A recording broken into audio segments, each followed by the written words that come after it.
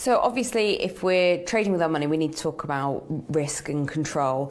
Why is it so important to be in control and reduce your risks? So the typical textbook answer is because you want to stay in the game and you want to control your downside. But then people never ask, well, why? And I suppose you just did. The reason is not so much about staying in the game, but imagine this.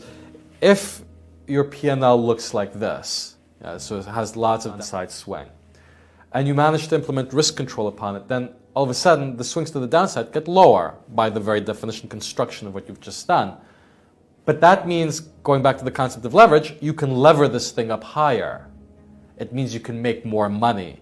So the real point about having risk control is not so much about staying in the game for a long time, but it's about leveraging to make as much money as possible in the shortest amount of time possible. You've been quoted as saying risk control is about being a pig. Is that right? What do you mean? No, it's out of context and it's not my quote. It's about, it takes courage to be a pig and to trade profits on high leverage. What that really says is when something is going in your favor, to have courage to leverage up and to make even more money, which goes what we said previously in terms of risk control. The reason to control risk is so that you can leverage up and make a lot of money. And as we said, leverage is a two-sided sword, and I think two-edged sword, a lot of people have that fear that if they lose too much leverage, they'll lose what's made up to date.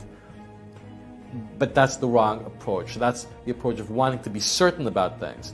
But the whole point about trading is about maximizing the amount of money you can make in whatever time frame you have available. And therefore, to be able to do that, you need to have the leverage. So pig here is more a representation of, apparently greedy. In actuality, it's about optimizing and maximizing the outcome. So where does the failure come from in all of this? Well, the failure can come from getting it wrong. And getting it wrong means obviously losing a lot. And so failure then is not about the amount of money you lose, it's about not getting back into the game. And that's what real failure is about. And I think you'll find a lot of people went bankrupt over and over again until they hit it big.